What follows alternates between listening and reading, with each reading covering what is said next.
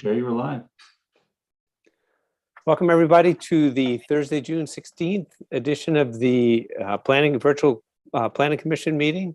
We have 6 of our 7 members here tonight, also with a number of staff from Planning and Zoning, including our new Planning and Zoning Director, Michael Laplace. Welcome all. And our attorney, Christopher Beard. And our reporter and assistant, Kimberly Consoli. And with that, can we do the roll call, Kimberly? Yes, sir. Mr. Pline. Present. Mr. Waldman. Present. Mr. Sfakunudis. Here. Mr. Sale. Here. Ms. Rubio Dorsey. Present. Mr. Imes. I don't believe we have him. I don't see him. And we don't expect Ms. Butler. So we have 5 present, Mr. Chairman. Thanks. Well, we'll see if David joins a little bit later. Okay, great. So let's move on to the next order of business, which is the approval of minutes from May 19th. Let me go ahead and share that.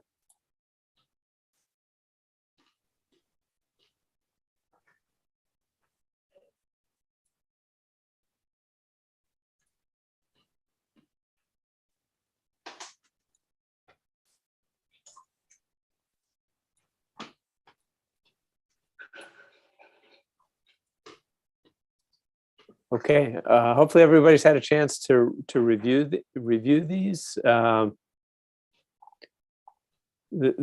substantive matter of business was the public hearing, the second public hearing and deliberations for the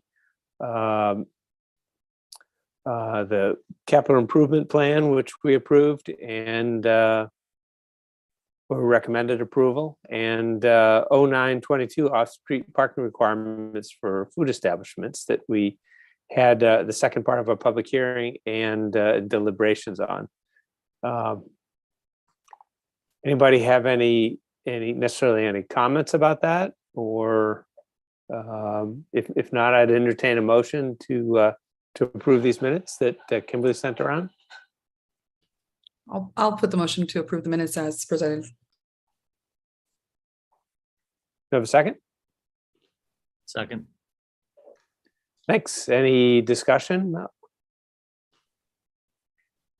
All in favor? Say aye. Aye.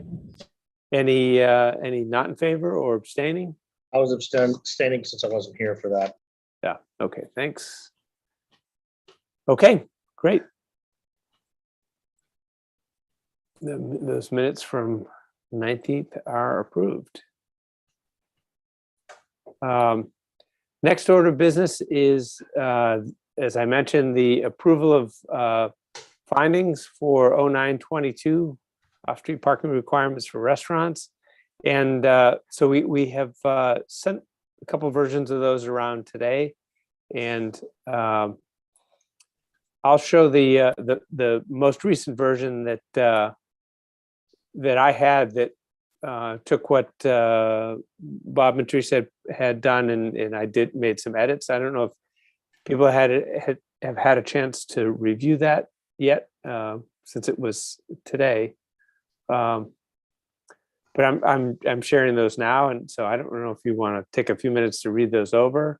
I didn't really change anything substantive. I just added a little more background in places and kind of rearrange things more for style than anything else.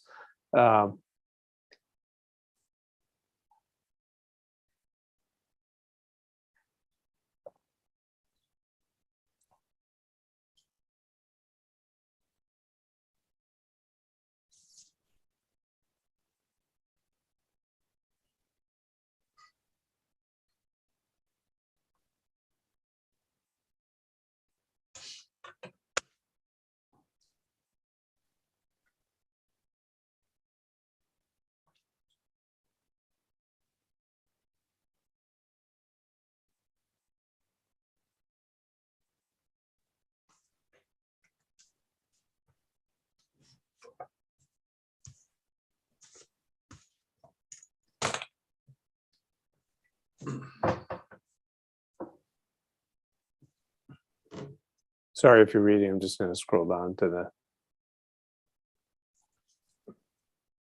You see the rest of it.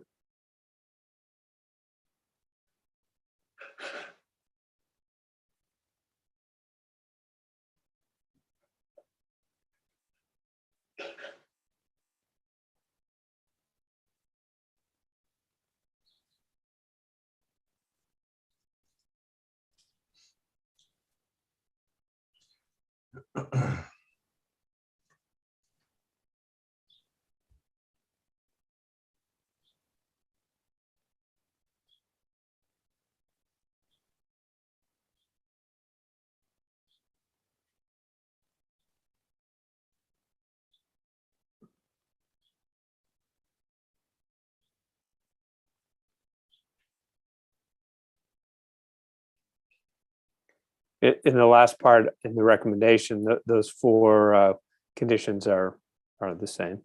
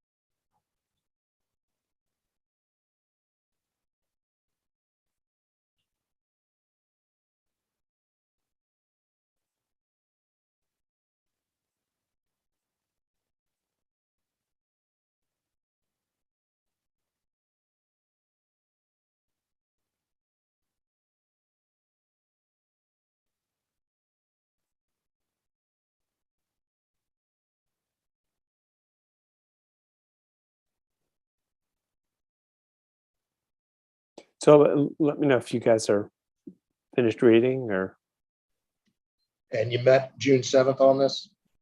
correct. Yep. I accept I think your edits are very well done, very well taken, and you can be my editor anytime. So saying, I move to approve. Anybody have a second? Second. So any discussion on, at the risk of starting to edit live, any questions or comments or, minor edits? I suppose if there's anything that's just grammar and stuff, we can deal with that after the fact, but so any discussion on this? Call for a vote. Okay, all in favor, say aye. Aye. Aye. Aye. Any abstentions I'll abstain. or dissensions? Great. So yeah, Ben, you weren't at that meeting. Is that correct? You weren't there on the Correct. 7th? Yeah. Great.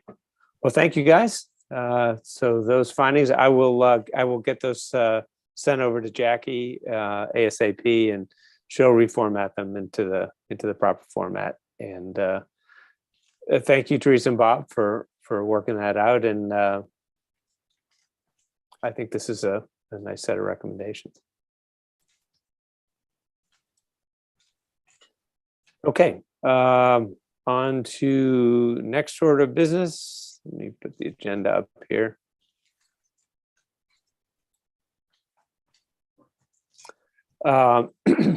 We have two public hearings tonight. Both of them are for minor site design reviews for Eastport in the R2NC zone, where the structure is over 3,250 square feet. So the application needs to be reviewed by the planning commission. So let's start with the first one, RNC 2022-008.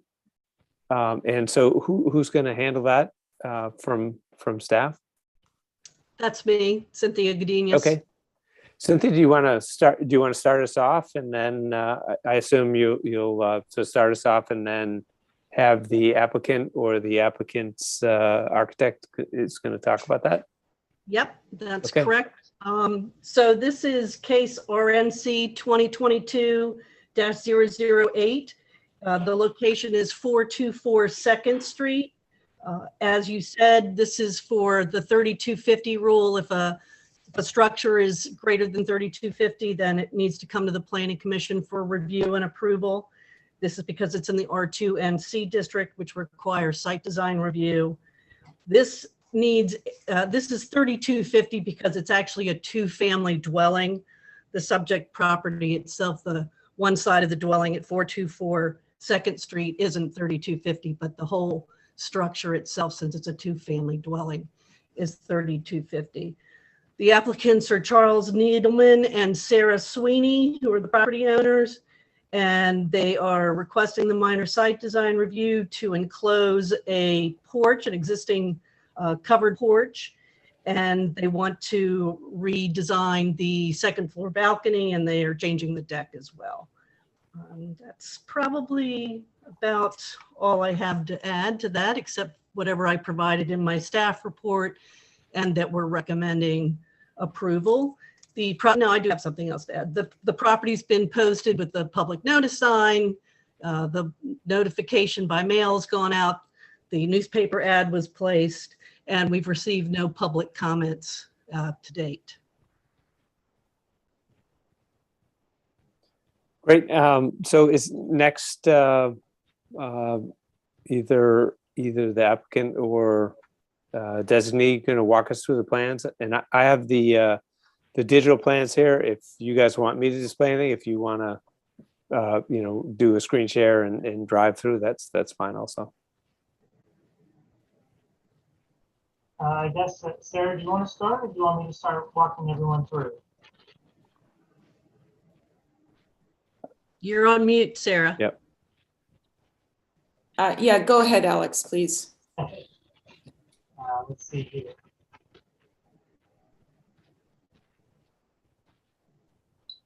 Well, thank you everyone for your attention to this matter today. We're really excited to get this project moving forward.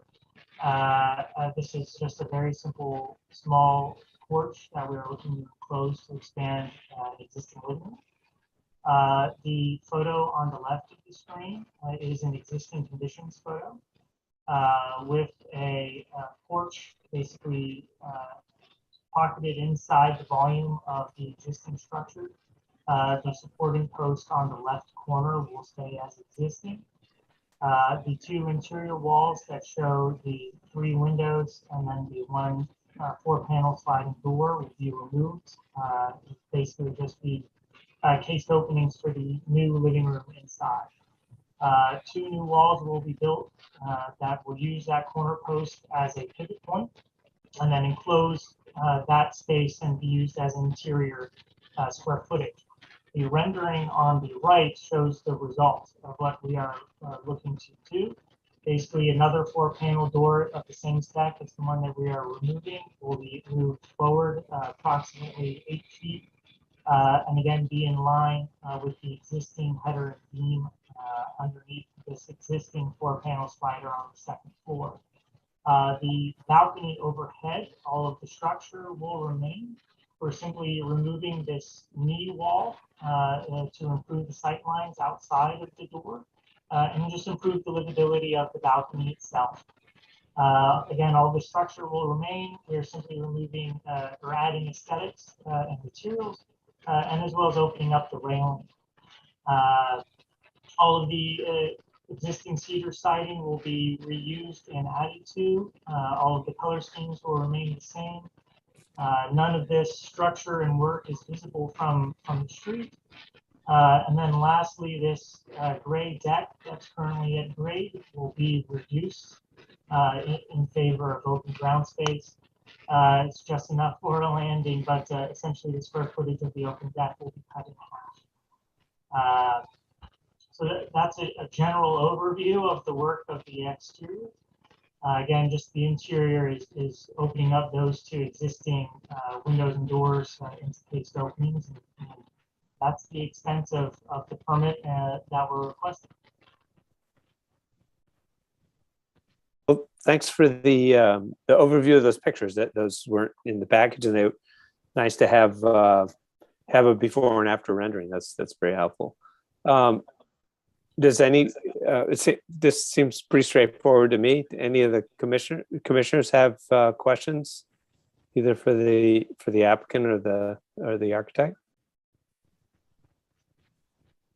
I'm unsure of the, you're removing the part of the balcony wall that faces the neighbor's property. So there'll be more looking into the neighbor's yard. Is the neighbor commented on that or been aware of that? This is Cynthia. I haven't received any public comments or questions from the adjacent neighbor. Is the neighbor a renter or is it a rental property? Any idea? I don't know that off the top of my head. Yeah, the neighbor is living there. They're not renters. But we do have a very large tree that obstructs the view from their house to ours. So I wouldn't think it would be an issue. And since they haven't responded, it doesn't seem to be an issue with them. I just didn't see one in the picture on the left that you guys showed. So I was just wondering, and I can't really tell what it would look like when people are on the balcony looking into their yard. So if they have privacy issues or not, but if they have been notified and they're not here, then I guess they don't have a problem with it. I guess a question for Cynthia is does notification go out via mail or is just via the posting? Both. Both, okay. It was posted on the front of the structure, and then they would get mailing notice as well. Okay, so basically all the abutting neighbors get mailed a notice or whatever. That's correct. Yeah, okay. Yeah, that was really my only question is whether, all the neighbors are aware, and if anybody had any questions. It certainly that was the recommendation of the Eastport Civic Association that you show the plans or whatever to anybody who's interested, who's a neighbor. So that's I think the only thing that's of any interest here, but it sounds like that's not an issue. The plans are also available online through the city's e-Track-It system. Yeah. So people can always look at it that way themselves as well. Okay, any other commissioners have other questions or comments?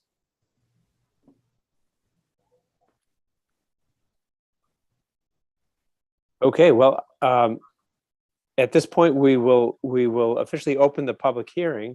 And unfortunately, I'm sorry to say this, that it has to stay open until the next meeting.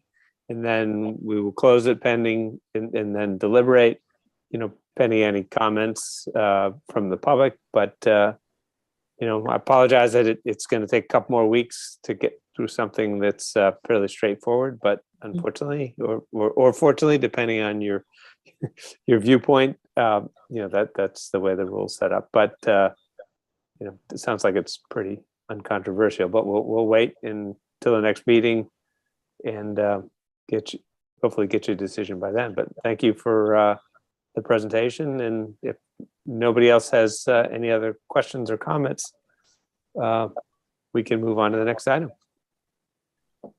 Thank you. Great. Thank you, guys. We'll see you at the next meeting. Okay, the second item is RNC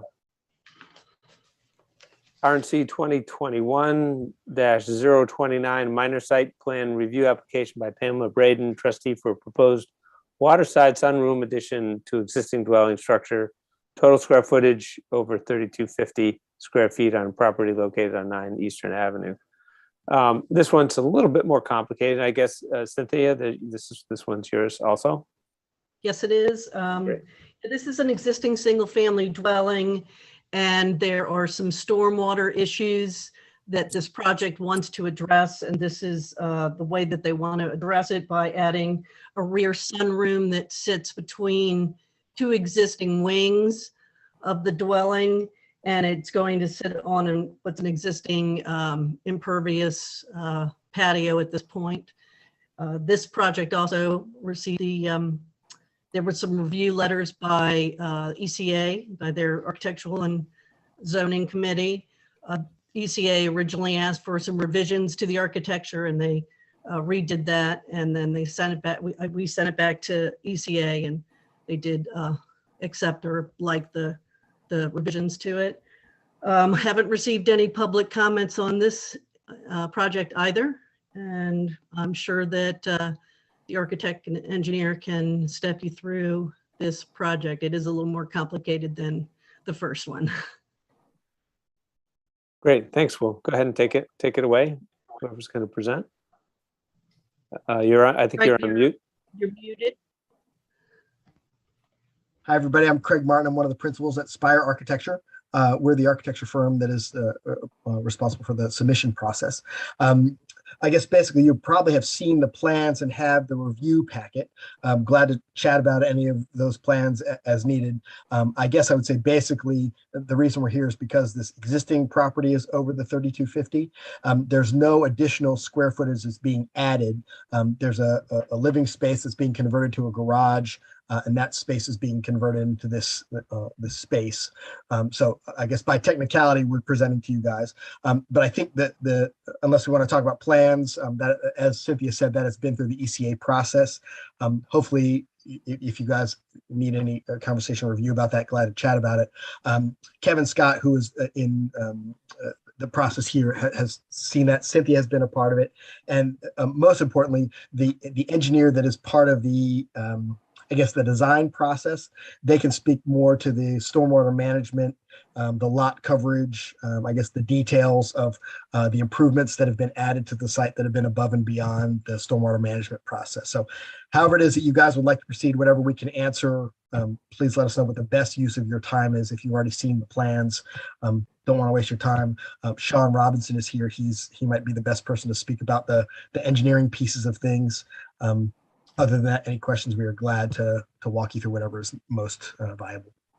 Thanks. Well, I think with respect to the architecture piece, certainly the Eastport Civic Association in their architecture board, they're really handling kind of the aesthetic piece of that. And, I don't think that's necessarily something that we're necessarily all that concerned about. I mean, that's my opinion. I'll let other commissioners chime in if they want on that. But I think the sort of the relevant piece here for us, very much so, I think, is the stormwater piece. So if it's okay with the other commissioners, I certainly would like to hear from the stormwater engineer to sort of walk us through what's different and what sort of mitigations are happening, because that's an area certainly that we hear a lot about, and I think is probably the most salient feature of this part of this project. Well, first of all, any other commissioners have a different opinion, want to talk about the design aspects of this, or you okay with my opinion on that? Yeah, the architectural drawings are pretty straightforward. Thank you.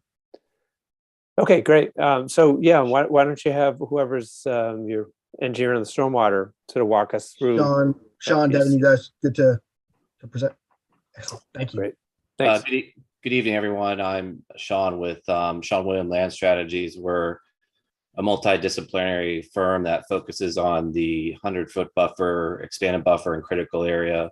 We do a lot of work in this area and understand the stewardship that's involved with taking care of the Chesapeake Bay, and understanding we're a licensed marine contractor as well. So we do a lot of living shoreline work, but we also do a lot of stormwater management work. And I think everybody can really attest to some of the storms that we've been experiencing the last 2 to 3 years have been unprecedented. When we first looked at this project, the original house, the structure was obviously built some time ago, and much of the stormwater management facilities that were in place were just simply outdated. The client has done a comprehensive feasibility study on upgrading a lot of these facilities above and beyond, and making sure that they're upgrading the certain components of the site that have been experiencing either kind of erosion or can help mitigate a lot of the problems that these sites are seeing. I would like to say too that this was a project that I think it sets a precedent for future projects to model off of. A lot of times when people look at development in these areas, they don't really understand how sensitive it is. And I think there was a lot of conversations back and forth, what I would say, with the architect and ourselves, about discussions where we could have less of an impact on the environment. And there was a lot of behind the scenes work of discussing like what parts of the site were impervious, where water was not infiltrating correctly, where there weren't stormwater management facilities in place. We did discuss this to the client, that these are not things that are going to be required, but that they're in their best interest. And I would say that this client was very on board with managing stormwater, because they have seen the issues that have been prevalent in this area. So when you start at the front of the site, you'll notice that currently a lot of the surface conveyance just runs right into the public right of way, and there's no curb and gutter. So there basically is effectively no stormwater management system on the road. So a lot of some minor grading and some native plants that we're going to be introducing with our comprehensive landscape plan aims to achieve an increase of almost like 70% coverage of landscape plantings in the front. And we've actually going to look at a lot of the existing impervious surfaces, and we're going to have a net reduction of 442 square feet even after this development, which it's one of the first projects where we've done development where someone could effectively say that they've ended in a net decrease of impervious coverage after the development, which is kind of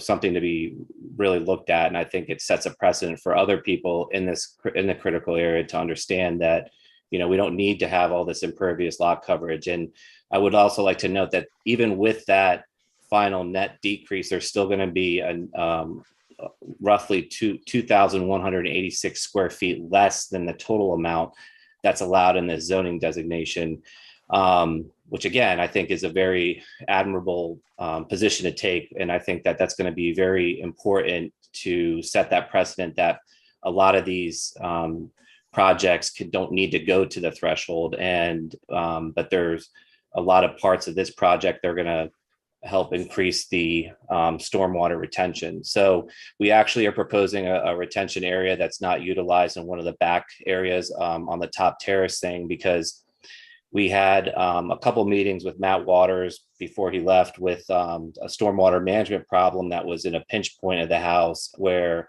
the existing dry wells were failing. There was a lot of issues with the stormwater in the side of the corner of the house. And we basically were investigating where can we manage the stormwater.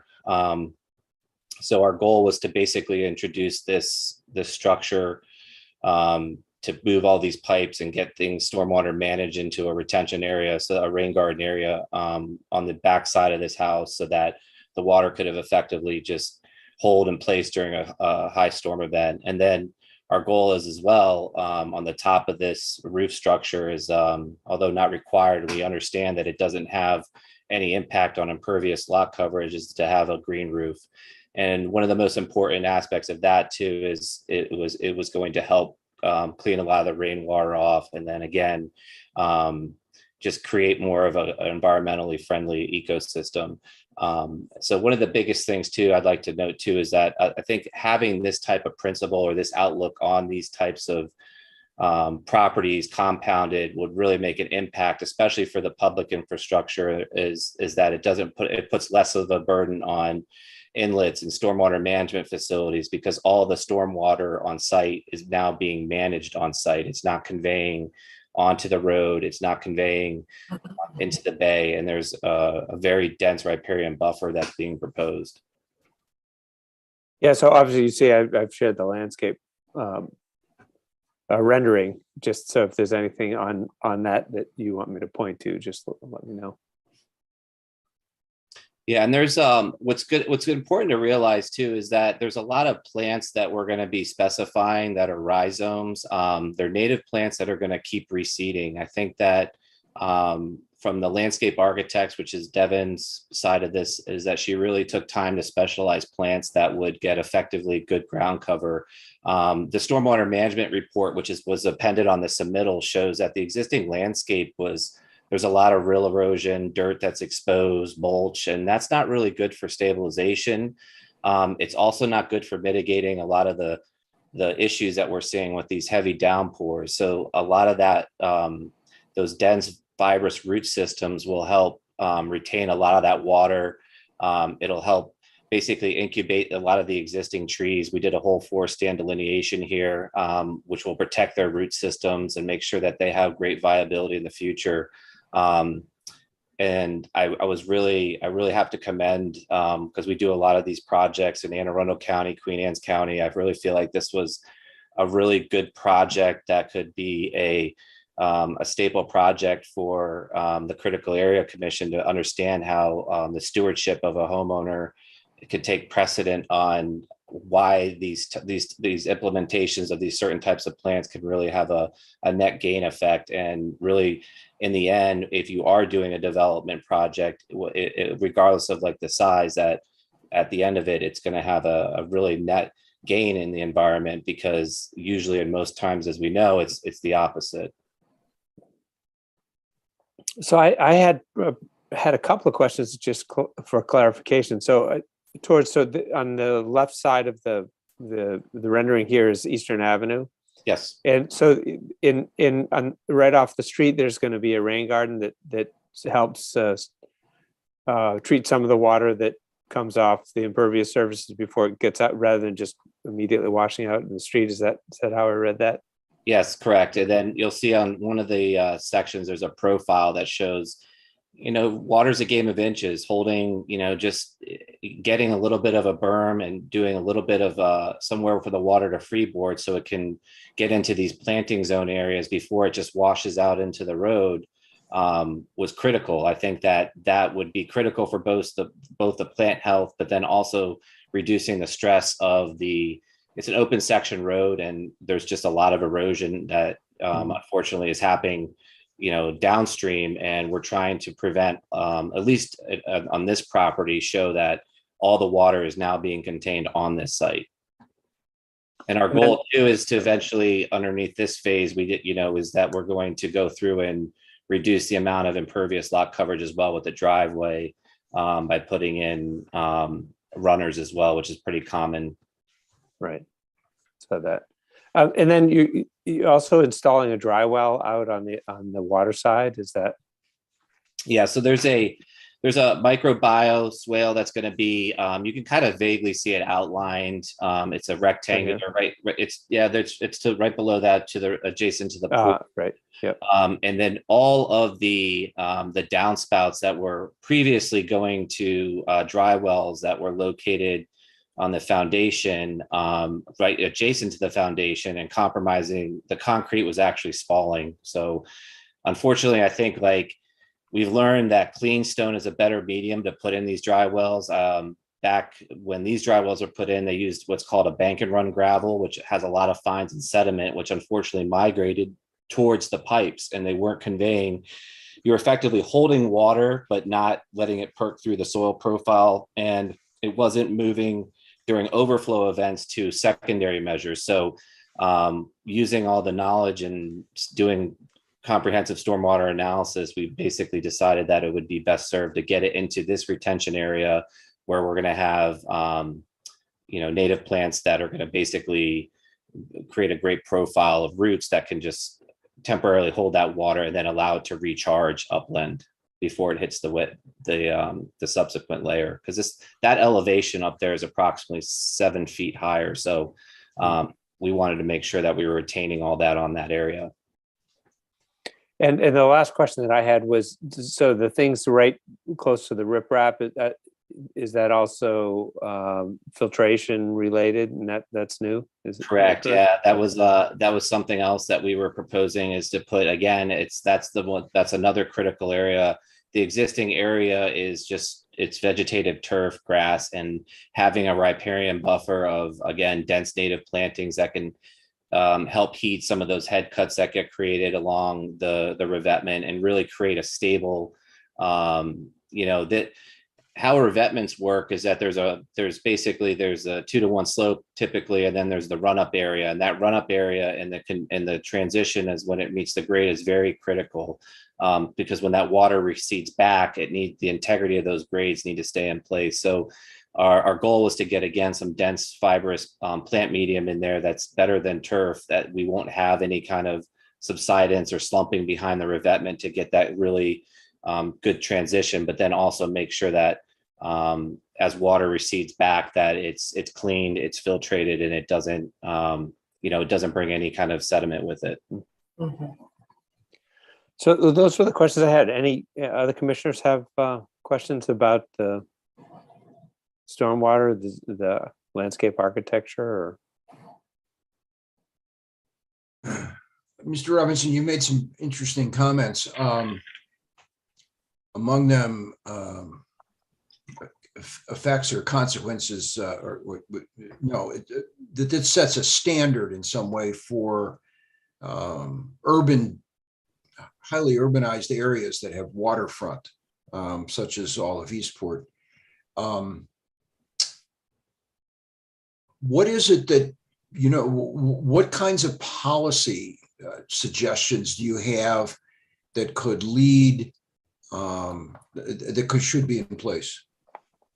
Yeah, it's a great question. I have a few clients. I have one client that we've been working for 10 years, and it's the strategies of these plants, working with some of our colleagues at the University of Maryland and really understanding plants that go to work for us. I mean, when you walk through a lot of people's landscapes, I think that there's not a lot of knowledge about why things are the way they are. When you see mulched areas, mulch is good for temporarily keeping erosion down, keeping sediments from moving, but getting these fibrous root systems and these plants it's almost like putting a carpet down, and it effectively really helps create the integrity of these slopes where they need to be. I mean, when you're looking at these highly developed urban areas, that I think a lot of people are experiencing, especially in the city of Annapolis, and a lot of projects that the architects and I are working on and our teams are working on, is that there may have been a swale, there may have been some conveyance measures they might have been effective 10 years ago, but because of erosion and sediment migration, that's no longer the case. And you're experiencing homeowners that are experiencing lots of damage to their homes, lots of water intrusion, mold, breathing issues. And I think that moving this water away from the house, getting it into dense fibrous plants that are low-lying, and then there are effectively low-lying native plants that are going to thrive off of this. And the best part about all this is that a lot of this stuff is, there's going to be a point where it's effectively relatively low maintenance. Rhizomes are great. I think that there's not enough knowledge about those types of plants, that the good rhizomes, that if I plant one 2 feet here, 2 feet here, in 3 years, it kind of fills in. And then that's the canvas that allows us to do the things where we can have flowering perennials and other plants that have interest. So there's an aesthetic portion to these projects, but then there's also the functional side, and anything that we can do to help educate people about how the plant palette could really help stop and dissipate the water charge and the burden that it's putting on these stormwater management facilities. I mean, a lot of the facilities and an infrastructure of these towns and the cities that we're working in, I mean, they're just burdened. I mean, they just can't handle the stormwater volume. And it really takes clients like this going above and beyond, saying, when they drive to their house and they're driving through 6 inches of water and they see that type of problem, that this person's taking the stewardship and saying, you know what, I don't have to, I know that I could have this amount of impervious lot coverage, but I don't need it. So I'm going to take it away. And then I'm going to be putting in plantings, and I'm going to be doing a lot of the things that are going to be of helpful. And then if this type of principle was looked upon and embraced by these types of properties, I think and compounded onto the next property and the adjacent property, it would really help create a net gain holistically for these types of areas that are experiencing really bad issues with flooding. My question is, what's the language of the principles?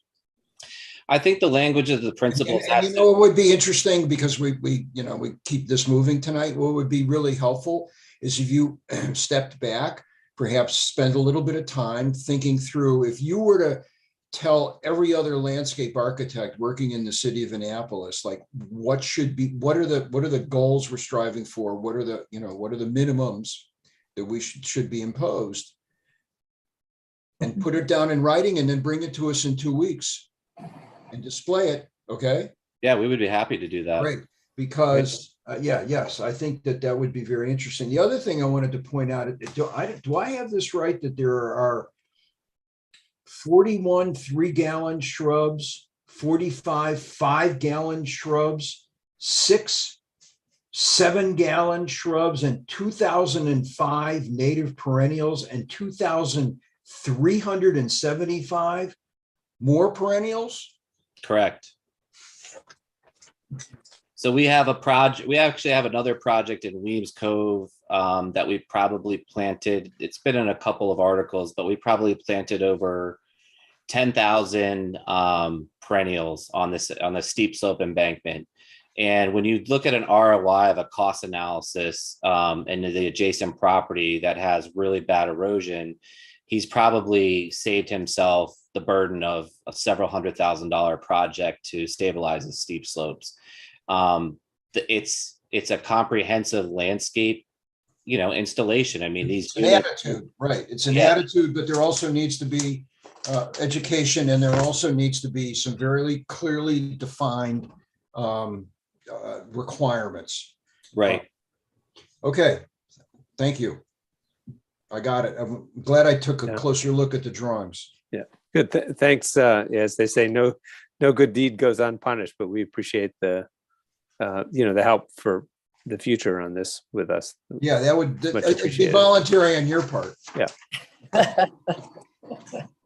Well, I think it's important to realize, when you look at water, I mean, it's a game of inches. I mean, when we do a lot of the shoreline work, just being six inches higher effectively saves your property from a breach, for example. But it's the same thing on land. I mean, doing minimal grading and explaining to people like, hey, if you had a small berm here at the front of your property so the water could freeboard up against it, we're going to slow down water velocity. We're going to slow down water quantity and quality getting into these systems that just are overburdened. And these are very minimal impacts, right.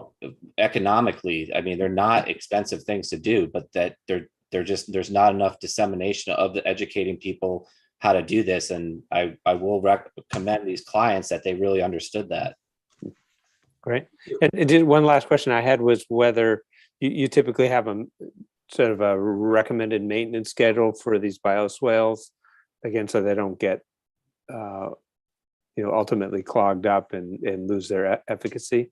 Yeah, that's a great question. We have a very comprehensive, I think most of our clients we've worked for 5, 10, sometimes 15 years, because we tell them like there is maintenance involved, like nothing crazy. I think that when you talk about that number of perennials, when you put that perennial in once, that's there, it's going to live indefinitely.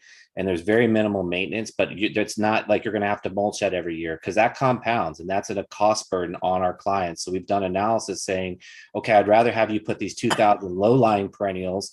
Once they're in once, you're going to get ROI. You're not going to have to spend as much money weeding and maintaining and mulching. And because the natives, when they are put in correctly and they're cared for in the beginning incubation period, there's really minimal maintenance. And then you're not going to have a lot of the erosion and sediment migration that you have into the stormwater management facilities when you have dense fibrous plants on the banks of those, making sure that the water is not pushing a lot of the sediment into the facility. So the facility holds, it lets the water recharge over a period of 8 to 24 hours. And then it's like the storm was never there. So you might add to your thoughts and suggestions, what would be the suggested maintenance plan that might be imposed? Yep. Okay. Other commissioners have related questions, comments for the architects? Yes, I do. Commissioner Sale here. I'm going to make it really basic for anybody who's online. Is the argument is there's water drainage problems, so we're going to build a sunroom. About, I guess, how many square foot is it? About 800 or 750, maybe? I think it's only 420 square feet total. Yeah, it's like 21 by 20 or It's something. 25 by 30. I thought I saw on there. So okay, so if one was just reading on paragraph 1, they would go, okay, you have a drainage problem, so you're going to build a 500 square foot roughly or plus sunroom, and then all we see in here is the landscaping and water drainage stuff around, but we haven't been shown a picture of the proposed waterside view sunroom. Now, just sounding like the devil's advocate there, you'd think I'm against your project, but that's not the case. So you've done clearly a wonderful job of stating the changes to the property for water management. It's wonderful, but we have yet to see from the architect a picture of the sunroom. And the existing picture from Google Earth, it shows the patio has a huge tree that covers the entire patio where the sunroom is going to go. So your forest canopy goes away there, but you're going to do a lot elsewhere on the property, which in my mind, does a good job of mitigating that. But just to note for the public, there you go. Is there a better view than this one? I want you to look at this one first, though. So you see on the left that patio, and this doesn't show what Google Earth shows there, and I don't know if it actually is there, but there looks to be a huge tree that covers that entire patio in between the two major structures on the left, and the sunroom goes there. So is there any, I wouldn't know, but with this, is there any canopy issues you got to worry about if you remove that tree, or is the tree already gone? The tree, that tree was in declining health. It was a crepe myrtle that had been grafted, and it was basically, there was in a 4 foot by 4 foot tree well. So the roots basically just had nowhere to go. And during one storm, one of the branches just fell because it was grafting. And it was an ornamental tree. And so that was also part of I will take note too, is that basically that patio area where the sunroom was an existing patio. So that was the purpose, was to basically put the green roof on the top so that we could get more. Right. I'm gonna speed along. I got that point. So you're gonna take an impervious patio that has a rather large crepe myrtle, and I sympathize with your pool being right there, because a crepe myrtle next to a pool is horrendous. It's dropping stuff all summer long, and then in the flowers, it's atrocious for the pool. So Myrtles are just horrendous, period. yeah. Well, yeah. They're kind of nice and certain, yeah, but they're always dropping. So that's not what you want next to your pool. So yeah, getting rid of the crepe myrtle, I understand. When you putting a sunroof there, you want it. It's going to be beautiful. I got it. And then so from a layman's perspective and putting it in a real quick perspective, you're going to put a big sunroom on top of an already impervious patio that had a crepe myrtle there that wasn't helping the pool. And the sunroom is going to be beautiful. It's going to add a roof, which is going to help with the water management. And you're doing major things around the property to also consolidate your water management plan, which, I mean, I'll be honest with you. I look at the plan and say, you wanted a sunroom, and you're going through a heck of a lot of money and management to add all the stuff around the property that one would hope, if you're in Annapolis, you wouldn't have to do if you just want a sunroom. I mean, come on, you should be able to do that. But I think it's a great effort by the property owner to engage all these professionals and spend a ton of money to put that sunroom there and do what you're going to do around the property. Me personally, I don't think you should have to do that to build a sunroom, but you're clearly wanting to do other things, and I think that's admirable. So from a layman's perspective, you're putting a sunroom there, but there's a whole lot more going on than what you just see here. So that seems pretty good. And if you have an existing view to show people, which of the overhead versus just a drawing like a Google picture, it can give people some awareness. And last question I have is, if the tree goes away for canopy and you have additional structure, but yet you put a green roof, how well does our Annapolis code accommodate that and say that's okay? I would hope it does. And over to Cynthia and the gang to educate me as a commissioner and the rest of the commissioners on that, because this is something we don't see too often. So that's my question as planning staff. Is that okay? If you remove trees, you have to do mitigation with trees. So the green roof doesn't count towards the mitigation for removal of trees. Oh, it's a shame. This green roof, this project doesn't require a grading permit. If it did, and some of these stormwater management devices were required because under the stormwater management regulations and a grading permit, then they would get credit for the green roof for the stormwater management, but they don't get credit for green roof for the removal of a tree. And no issues with them removing the crepe myrtle, right? I mean, No, that seems logical. But I think, I mean, honestly, crepe okay. myrtle is not a native tree. There shouldn't be any issue with that. There you go. And adding the square footage of the sunroom doesn't really change anything else with us that I've read through the report. So it okay. doesn't change any of the lot coverage figures because it's already impervious with the patio there, and they're reducing other areas with pathways and things like that to reduce the overall lot coverage for the site. And Cynthia, tell me, am I crazy to say that all of it really isn't necessary to do what they want to do, but it's gravy? Is that a fair statement, roughly? The stormwater management was not required because it doesn't require a grading permit. But yes, it's a benefit. We always like to see people try to reduce their impervious and to provide any kind of stormwater management they can. All right, thank you, Cynthia. It wasn't required. And that's my biggest point for everybody in the public is these owners are going above and beyond what's required by the law to get what they want. So it's bonus for everyone, in my opinion. Fantastic. That's my last comments. Thank you. Yep. Thanks for putting such a fine point on that, Ben. That's great. No, really, seriously. I think that makes it very, very, very clear what the applicant's done to go above and beyond. So anybody else have questions, comments?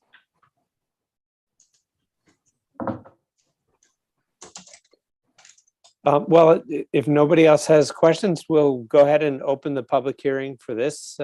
And as in the prior one, we'll have to wait until the next meeting to have the second part of the continuing public hearing, and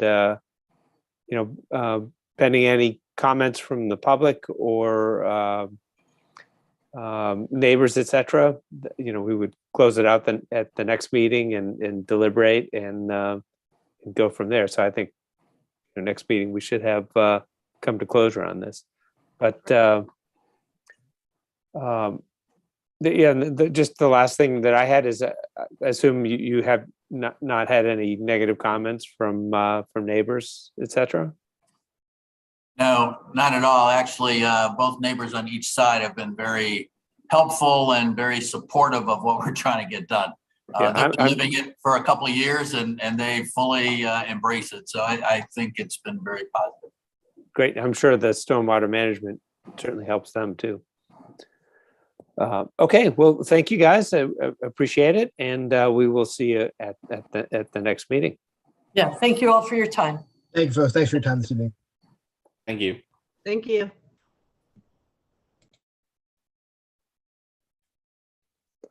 All righty. Well, that brings us to the end of our agenda. And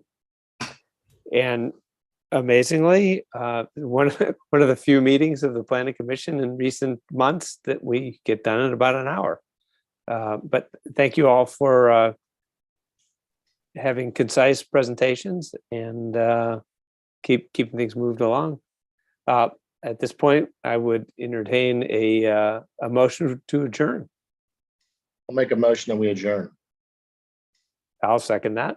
All in favor? Aye. Aye. Aye, Before you adjourn, can I ask Ms. Rouse? please. If she's still here. Yep. Jackie, can you give us some idea of what's coming down the pike here? And whether we're going to be meeting in August and all that sort of stuff? Well, you missed that part of the meeting, Bob, where I said that, and it was before you got on, that at this point in time, there is nothing. I'm told that no one has anything to schedule for August. Tom did say that he potentially might have a work session, but if nothing comes up, we would be canceling one or both meetings in August. Although we are expecting to, I think to probably be contacted by the MRP people about having another joint session on the city dock project. So I inquired about that earlier this week, and nothing's been requested at this point in time. But I would anticipate at some point they're going to want to have another session. Okay, what would the work session be on? Well, Tom did not really specify. There are a couple of projects out there that are sort of pending. There's one called the Willows that's on Forest Drive. There's another project on Aristine Allen Boulevard that's come in on the Blackwell property. And your Pearl Place, I think Pearl Place has been lingering around for several years. That's out at the corner of Old Solomon's Island Road and Forest Drive. You know, kind of where Central Terrace is. But I think you had I think they've been revising plans for that. So that's okay. But none of these are imminent, and none of them will happen in August. Well, Tom, he left the door open for it might possibly want to have a work session. Okay. Yeah, the only other thing that I might suggest, and it sort of depends on people's availability, would be either a work session or an official update on the comprehensive plan by Eric Lashinsky. Yeah. Yeah. I know that's getting sort of close to. Well, actually, Eric and I did talk about that earlier this week. I'm sorry, I forgot to mention that. And I think he does plan on to do one of those maybe in July. So he has, I've got to firm that up with him, but he definitely knows he needs to get back to you with a work session. Would you please either get Tom or yourself to communicate what the deal is with these work sessions, these projects? Like, will it be in July? When is he thinking about it in July? You know, if not July, if not August, you know, can we get some, because I'm trying to plan to be there if these things are important. Okay, I'll see if I can. I think one of the problems with scheduling the work sessions has to do with, you know, getting the plans to a point where Tom feels they're okay. And that's, it's just real, it's hard to do that, but I will definitely talk to him about it. Okay, thank you. But we would try not to schedule anything in August. That was kind of what I thought would be a good goal at this point in time, to try and maybe have it, although it's no longer in your minutes, I mean, in your rules of procedure that you don't meet in August. I did actually go back and even look at those, but it would be nice if we could at least, okay, thank you. That sounds good. Thank you. Okay. Right. I'm sorry to interrupt, Mr. Klein. Yep, no problem. That's good to get those Alex, out. if there's anything else that you all think about that you think that you might like to have other than the comp plan and the city dock project, you know, you just need to let us know if there's something else that you want some kind of a presentation on, and we can see if we can work on that. Yeah, I mean, one thing that I think might be of interest is at some point an update on how the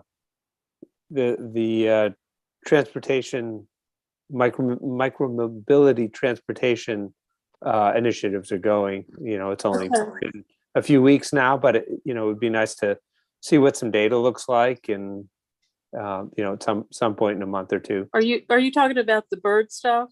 Yeah, the bird stuff, the Annapolis Go, any work on the golf cart 10-minute trolley stuff when that gets rolling. I think Eric there are regular meetings set up with the bird people, because there have been in the first few weeks. Eric and I actually talked about all of this yesterday. There have been some issues with the e-scooters and some adjustment period in terms of use and everything. And and they do regularly give him data updates on usage. Yeah. And he said that the returns on those at this point. I think the first weekend there was like 1,000-mile usage or something. Yeah, as I understand it, it's way higher than the Right, the right. bike share.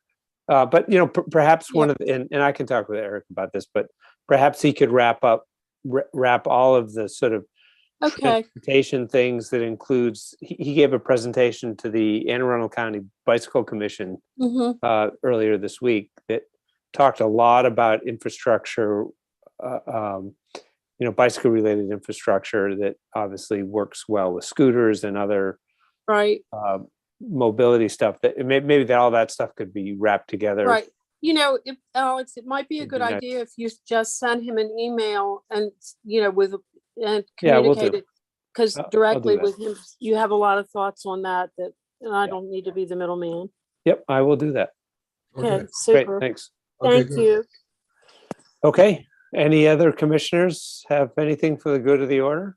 I had just an out of order item, or just an additional item. People have been asking me about the parking signs at the near the Westin Hotel, the circle there.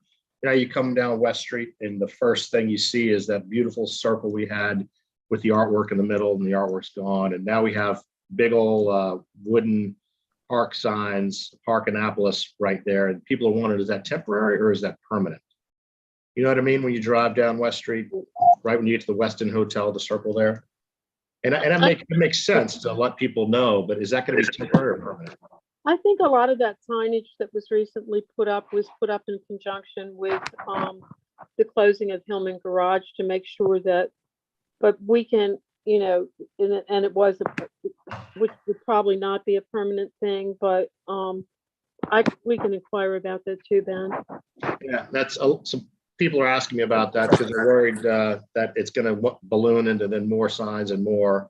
And then, so if we could get a little report on that from Public Works or whoever's handling it, it'd be appreciated. Okay, so yeah, no problem.